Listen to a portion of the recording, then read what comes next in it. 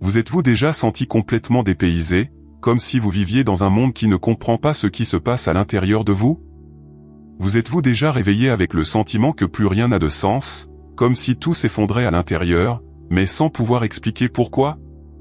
Et si je vous disais que ce n'est pas de la faiblesse, ce n'est pas une crise, c'est un signe de force spirituelle bouillante? Non, vous n'êtes pas fauché. Vous êtes en train de vous réveiller. La vérité est que les symptômes les plus intenses de l'âme sont souvent confondus avec la maladie, le chaos ou la défaite. Mais en réalité, ils sont un sceau invisible, le symptôme des élus. Les plus puissants du monde sont passés par là, des nuits blanches, une déconnexion totale de la routine, une envie presque désespérée de tout laisser tomber et de recommencer à zéro. La société appelle cela une crise. Mais qui sait, il appelle cela un appel divin. Dans ce contenu, vous comprendrez pourquoi votre vie ne vous convient plus, pourquoi vous sentez qu'il y a quelque chose de plus grand qui vous attend même si vous ne savez pas encore ce que c'est. Vous comprendrez pourquoi vos sentiments, votre sensibilité spirituelle, votre agitation et même votre solitude sont des éléments fondamentaux de votre transformation intérieure. Et, plus que cela, il découvrira comment utiliser tout cela comme fondement de sa mission spirituelle. Mais attention, une fois que vous avez compris cela, il n'y a pas de retour en arrière. Vous commencerez à voir la réalité avec des yeux différents. Vous cesserez de vous saboter et accepterez, enfin, que vous avez quelque chose de sacré en vous, quelque chose qui a besoin d'être activé, honoré, vécu. Et lorsque cela se produit, préparez-vous. Parce que le monde n'est pas prêt pour quelqu'un avec une énergie spirituelle élevée, mais vous êtes prêt à diriger cette nouvelle ère. Si cela résonne avec ce que vous ressentez, commentez ci-dessous le mot « élu ». Je veux savoir qui a remarqué que ce qui semblait être de la faiblesse. C'était juste le réveil de la force. Il y a des gens qui pensent qu'ils deviennent fous, alors qu'en fait ils ne font que se réveiller. C'est subtil. D'abord, cette fatigue qui ne disparaît pas, même après avoir dormi. Puis vient l'angoisse sans raison, un vide dans la poitrine. Mais ce n'est pas un effondrement émotionnel, c'est un éveil spirituel. L'âme, la pauvre, est à l'intérieur en train de crier, et il y a quelque chose de plus grand qui t'attend. Mais la plupart n'écoutent pas, parce qu'ils ont confondu symptômes spirituels et diagnostics cliniques. Lorsque l'âme est activée, elle n'envoie pas de fleurs ou de messages mignons. Elle remue tout. Une sorte de malaise silencieux s'empare de lui, comme si la vie avait cessé de servir. C'est le début d'une transformation intérieure, une poussée divine pour sortir du pilote automatique. Et voici le détail curieux, cela n'arrive qu'aux âmes choisies, celles qui ont quelque chose de grand à offrir au monde même si elles ne savent même pas encore quoi. Beaucoup de gens recherchent des distractions à ce stade, réseaux sociaux excessifs, achats impulsifs, séries sans fin. Mais rien de tout cela ne comble le vide qui s'est ouvert. Savez-vous pourquoi? Parce que ce n'est pas un trou, c'est un portail. Une invitation à activer l'âme, à se reconnecter avec la vérité intérieure qui a été oubliée sous tant d'obligations. Est-ce un bon début pour y faire face? Silence. Randonnée. Journal spirituel. Écoutez votre respiration. Des choses simples, mais avec la puissance du temple. Dans cette phase, les synchronicités commencent à apparaître plus fréquemment. Des gens qui disparaissent, des messages qui arrivent au bon moment, des rêves vifs. C'est comme si l'univers vous poussait, réveillez-vous, il est temps pour votre appel divin. Et vous remarquerez, les choses qui vous satisfaisaient auparavant sonnent maintenant. Peu profond. Ce n'est pas de l'ingratitude. C'est le signe que votre énergie spirituelle est élevée et qu'elle ne rentre plus dans les vieux moules. Vous vous demandez peut-être encore, Y a-t-il quelque chose qui ne va pas chez moi? Mais si je vous disais que c'est précisément le symptôme de l'élu? Un code caché, presque imperceptible, que seules quelques âmes déchiffrent. Ce n'est pas un effondrement. C'est une invitation. Et, regardez. Lorsque la déconnexion commence à s'installer dans votre quotidien, c'est que quelque chose de plus profond veut se révéler. Il arrive un moment où tout semble un peu déplacé. Les vêtements que vous avez toujours aimés ne vous vont plus aussi bien, le travail qui était un rêve commence à ressembler à un théâtre mal répété, et les objectifs que vous vous êtes fixés si durent tout simplement, perdre leur saveur. Ce n'est pas de la paresse, ce n'est pas une crise, c'est une déconnexion spirituelle. C'est l'âme qui regarde autour d'elle et qui dit, ce n'est plus moi ici. Et, croyez-moi, cet inconvénient est un cadeau déguisé. C'est à ce moment-là que surgit le sentiment de vivre une vie empruntée. Comme si vous étiez un figurant dans votre propre film. Cette étape est classique dans le recalibrage énergétique, l'âme démonte avec amour le puzzle du faux soi. Vous commencez à remarquer que beaucoup des choix que vous avez faits étaient basés sur la peur de vous déplaire ou sur le désir de vous intégrer. Et quand ce centime tombe, le monde extérieur commence lentement à s'effondrer, et c'est génial. Il n'est pas étonnant qu'à ce stade, tant de personnes changent de carrière, quittent d'anciennes relations ou s'éloignent de certains cercles. Non pas par arrogance, mais par authenticité spirituelle. C'est comme si tout ce qui ne vibre plus à sa fréquence n'avait tout simplement pas de sens. Un exemple pratique ? La personne qui était l'âme de la fête préfère maintenant un café tranquille avec un bon livre. L'âme demande de l'espace pour trouver son but dans la vie. Au cours de cette traversée, beaucoup se sentent perdus. Mais c'est précisément dans cette perte apparente que réside la chance d'un souvenir de l'âme. Les structures qui tombent ne sont pas les vôtres, ce sont des béquilles empruntées. Et alors qu'ils s'effondrent, quelque chose de nouveau commence à s'insinuer. Cela peut prendre la forme d'un nouvel intérêt, d'un désir de créer quelque chose ou d'une intuition persistante qui vous guide sans expliquer pourquoi. Confiance, c'est votre mission spirituelle qui chuchote. La partie la plus délicate de tout cela ? Expliquer ce qui se passe aux autres. Car pour ceux qui regardent de l'extérieur, cela ne semble que de la fatigue, une crise de 30 ou 40, ou un ennui existentiel. Mais seuls ceux qui le ressentent à l'intérieur savent que ce n'est pas cela. Il sait qu'il y a une vocation, même si elle n'a pas de nom. Et quand vous commencez à remarquer cela dans vos relations, eh bien, cela nous amène à un autre changement inévitable. Soudain, ces vieilles amitiés commencent à sembler distantes. Les conversations sont superficielles, les réunions forcées. Et pire, vous commencez à avoir l'impression d'être dans un canal différent, comme si vous parliez une autre langue. Ce n'est pas de l'arrogance, c'est un pur et simple recalibrage énergétique. Votre énergie spirituelle accrue change votre champ vibratoire et tout le monde ne suivra pas. Et ce n'est pas grave. Vous ne perdez pas des gens, vous êtes déplacé. Il est courant de se sentir coupable à ce stade. Est-ce que je m'isole? Suis-je devenu froid? Pas du tout. Ce qui se passe, c'est que votre âme nettoie les connexions qui ne soutiennent plus votre éveil spirituel. Les relations basées sur le besoin, le contrôle ou l'apparence ne survivent pas à cette fréquence plus raffinée. Et quand ils se brisent, cela fait mal, mais cela fait de la place pour des relations qui sont plus alignées avec votre vérité intérieure. La perturbation s'accompagne parfois d'arguments, parfois de silence. Vous avez l'impression que certaines personnes ne vous comprennent plus, et en fait, vous ne vous comprenez même pas encore complètement. Mais cela fait partie du processus. Une bonne pratique à ce moment-là est de respecter le silence. N'essayez pas de forcer les retrouvailles. Rédigez des lettres que vous n'enverrez peut-être jamais. Priez pour les anciens liens avec gratitude. Et préparez-vous à de nouvelles rencontres guidées par votre mission spirituelle. Certains diront que vous avez l'air différent. Et c'est vrai. C'est toi. Et ça ne pourrait même pas être la même chose, après tout ce que vous ressentez. La transformation intérieure est profonde et affecte même votre façon d'aimer. L'amour vient maintenant avec plus de présence, plus d'authenticité, plus de clarté. Vous n'acceptez plus les miettes émotionnelles et cela fait fuir ceux qui ne se sont pas encore réveillés. Mais, d'un autre côté, il rapproche ceux qui vibrent avec leur nouvelle fréquence.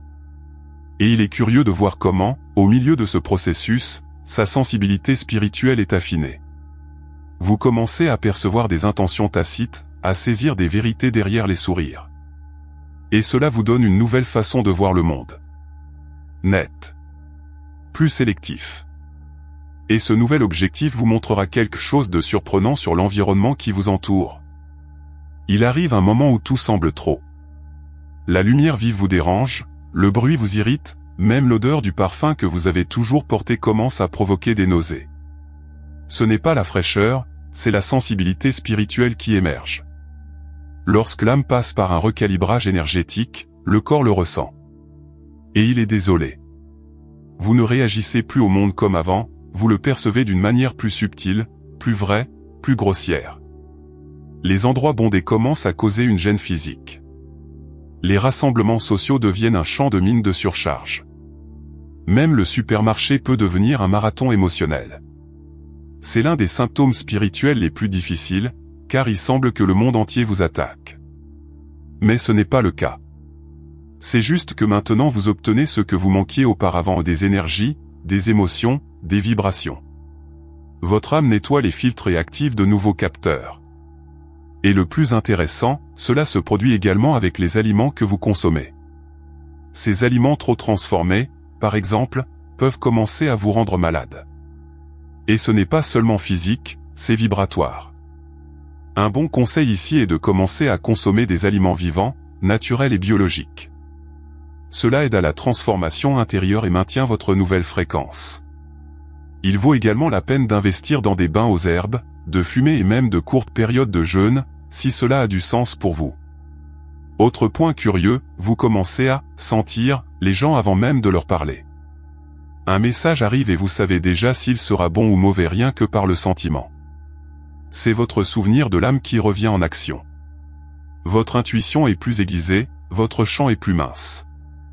C'est la préparation. C'est l'accordage. C'est l'univers qui vous calibre pour votre mission spirituelle, ce qui nécessite un haut niveau de perception. Et si vous pensez que cela passera bientôt, eh bien, il est peut-être temps de se pencher sur un autre changement qui accompagne cette sensibilité, la perception différente du temps. Car lorsque l'âme s'éveille, le temps cesse de suivre l'horloge et commence à suivre un autre rythme. Un beau jour, cette folle envie d'y arriver s'évapore tout simplement. Vous regardez le trophée que vous vouliez tant, la position, la voiture, la reconnaissance et vous vous demandez, pourquoi tout cela, vraiment ? Ce tournant n'est pas un manque de motivation, c'est un éveil de conscience.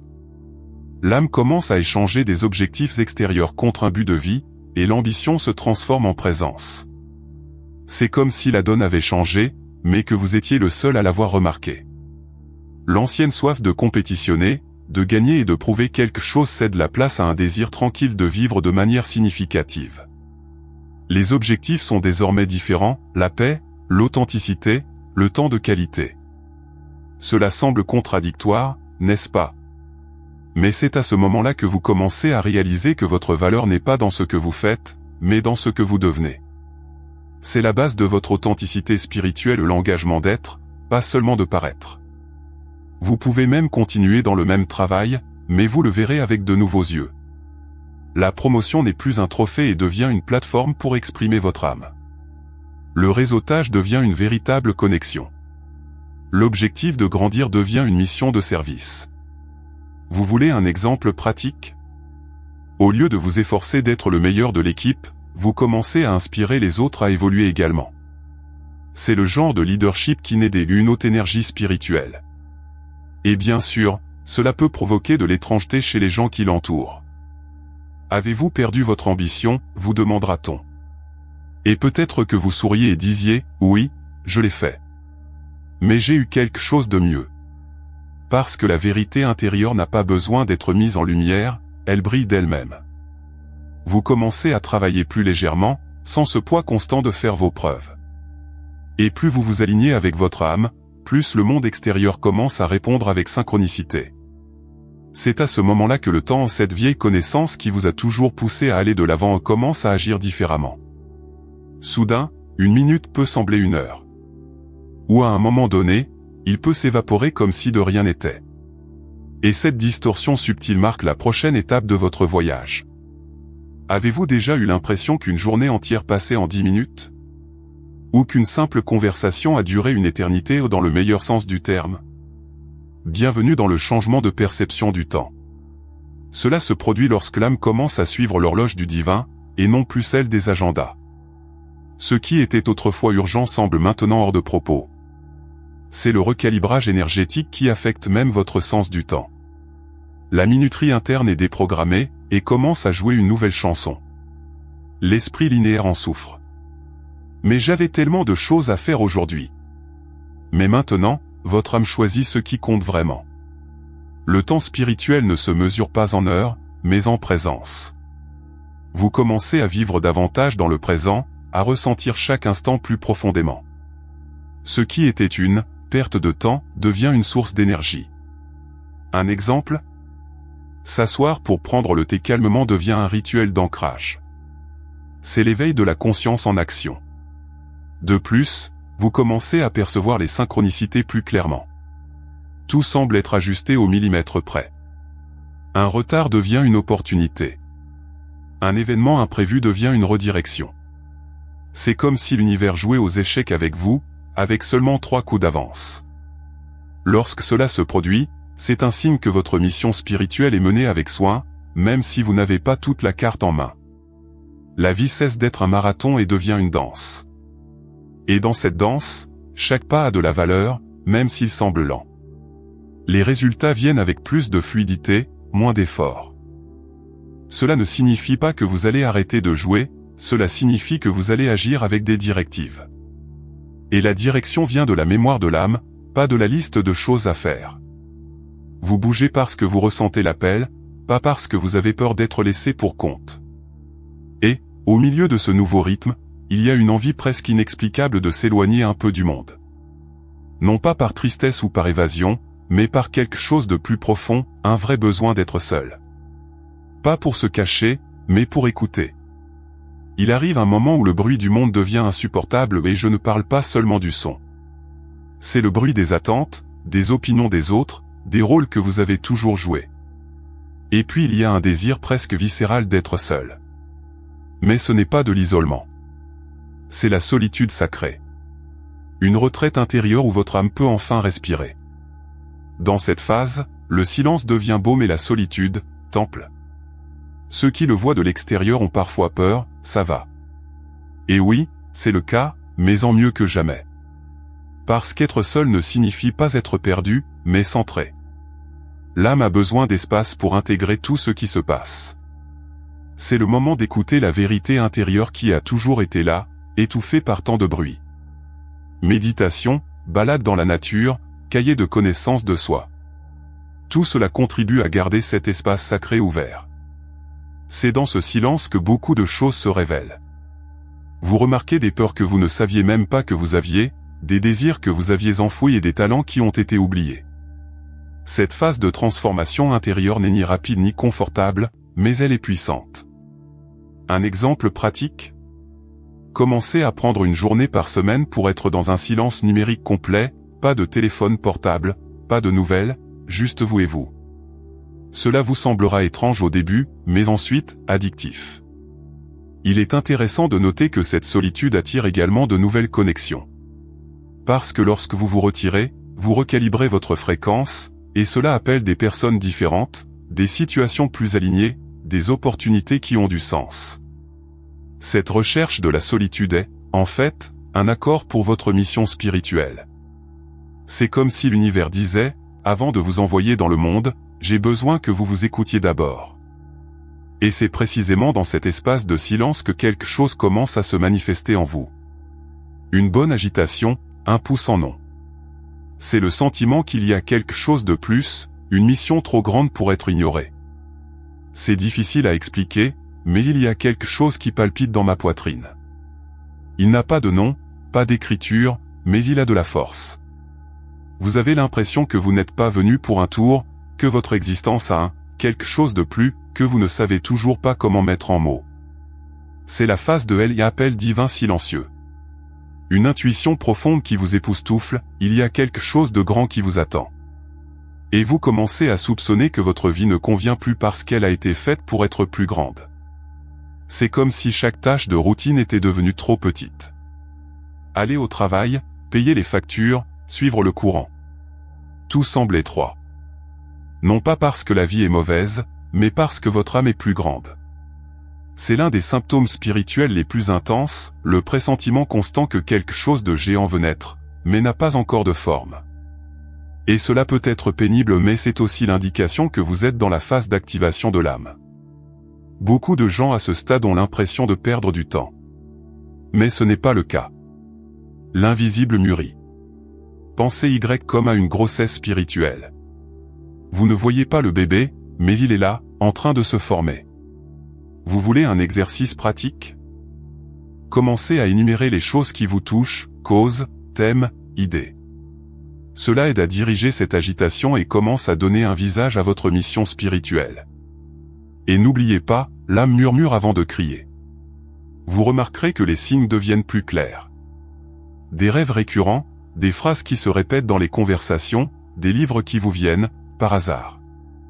L'univers devient un messager, essayant de vous montrer des chemins possibles. Et la sensibilité spirituelle amplifie tout. C'est comme si vous étiez sur le point de syntoniser une station de radio, mais que vous ajustiez toujours le cadran. Qu'en est-il de cette station? C'est votre place dans le monde. Et lorsque ce sentiment devient trop fort pour être ignoré, un autre changement commence à s'opérer, l'impossibilité de continuer à faire semblant. Faites comme si tout allait bien. Faites comme si vous étiez toujours à votre place.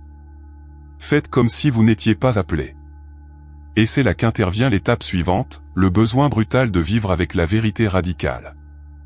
Il arrive un moment où le masque ne s'adapte tout simplement plus au visage. Vous essayez de sourire, mais le sourire ressort de travers.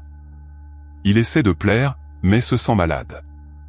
C'est comme si votre âme disait, ou vous vivez votre vérité, ou vous allez vous briser à l'intérieur. C'est elle l'authenticité spirituelle qui crie. Vous ne pouvez plus faire semblant. Et ce n'est pas un choix rationnel, c'est une impulsion de l'âme. Un désir viscéral de vivre en alignement avec votre vérité intérieure, quel qu'en soit le prix. La sensation est similaire au port d'une tenue trop serrée. De l'extérieur, tout semble en place. À l'intérieur, il y a un manque d'air. Vous commencez à refuser les invitations, à dire « non » sans culpabilité, à quitter les endroits où vous vous forciez à être. L'âme l'a déjà compris, maintenir la façade fait plus mal que supporter la vérité. C'est la transformation intérieure dans sa forme la plus brute. Et oui, c'est libérateur. Mais c'est aussi effrayant, parce que cela brise les vieilles structures. Vous commencez à parler plus clairement, même si cela vous dérange. Rire plus fort, même si cela semble trop. Pleurer quand elle en a besoin, sans se cacher. Cette énergie spirituelle élevée vous rend radicalement honnête avec le monde et, surtout, avec vous-même. Vous voulez un exemple? Cette réunion où vous aviez l'habitude de sourire pour plaire, maintenant vous parlez fermement et vous vous sentez soulagé pour cela. L'âme commence à diriger. Et quand vous vivez avec ce niveau de vérité, beaucoup de choses se réorganisent. Les relations changent, l'environnement change et même les opportunités commencent à apparaître de manière plus fluide. C'est comme si l'univers répondait, enfin, vous êtes ce que vous êtes venu devenir. Cette mémoire de l'âme crée un champ magnétique autour de vous où les bonnes choses vous trouvent parce que maintenant vous vibrez correctement. Mais vivre avec cette clarté entraîne une autre conséquence, réaliser que ce chemin ne concerne pas seulement vous. Il s'agit de ce que vous représentez, de l'impact que votre présence peut générer. Parce que maintenant, plus que jamais, vous êtes prêt pour quelque chose au-delà, pas seulement l'éveil, mais du plomb. Peu de gens comprennent, mais vous sentez, il ne s'agit pas seulement de guérir, de se trouver, de s'aligner. Il s'agit d'aider les autres à faire de même. Ce qui semblait être un processus individuel commence maintenant à montrer sa véritable dimension. Cet éveil spirituel n'est pas une fin en soi, c'est une préparation. Vous êtes raffiné, modelé, élevé à quelque chose de plus grand. Et cette mission est claire, guider les autres hors du brouillard, avec compassion et courage. Vous commencez à réaliser que vos douleurs avaient un but. Que vos défis vous ont donné des outils. Que votre sensibilité spirituelle est en fait un don de lecture énergétique. Que son silence était un entraînement. Que sa solitude sacrée était une salle de classe spirituelle. Et tout cela vous permet de faire quelque chose que vous n'apprenez dans aucun livre, être un véritable guide spirituel, même si vous n'avez pas encore cette étiquette. Ici, le leadership n'est pas assorti d'un signe, ni d'un poste. Cela vient avec la présence. Avec posture. Avec vérité. Vous dirigez lorsque vous partagez ce que vous avez appris, lorsque vous validez le chemin de l'autre, lorsque vous accueillez sans juger. Cela peut être dans un poste, dans une conversation, dans un geste silencieux. La mission spirituelle des élus est celle-ci, allumer des torchers partout où ils vont, non pas pour être suivis, mais pour que les autres puissent mieux voir leur propre chemin. Et cela peut sembler trop gros, je sais. Mais c'est aussi simple.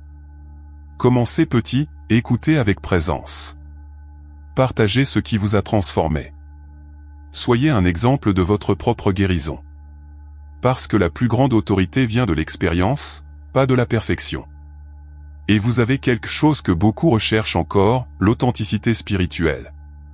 Cela fait de vous un phare dans les périodes d'obscurité.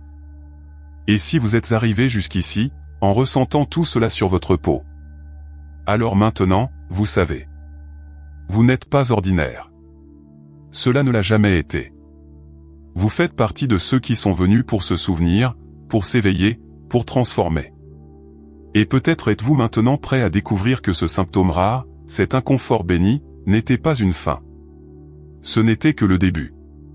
Maintenant que vous comprenez tout cela, dites-moi, est-ce que cela a du sens de continuer à ignorer l'appel qui palpite en vous depuis si longtemps?